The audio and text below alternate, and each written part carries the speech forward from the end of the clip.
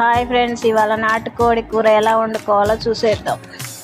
ముందుగా గ్యాస్ మీద గిన్నె పెట్టుకొని ఆయిల్ వేసుకొని జీలకర్ర, పచ్చిమిర్చి, ఉల్లిగడ్డ వేయించుకోవాలి.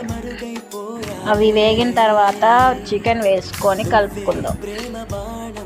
10-15 నిమిషాలు వేగనివ్వాలి నూనెలో. కూర బాగా ఫ్రై అయిన తర్వాత అల్లం వేసుకోవాలి. పసుపు, ఉప్పు, కారం వేసుకొని బాగా కలుపుకోవాలి.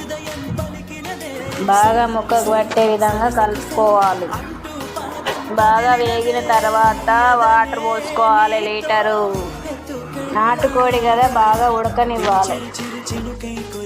సగం ఉడికిన తర్వాత ధనియాల పొడి, మసాలా వేసుకొని కలుపుకోవాలి. బాగా ఉడికిన తర్వాత కొత్తిమీర వేసుకొని దించుకోవాలి. అలా అయితే నాటుకోడి చికెన్ రెడీ.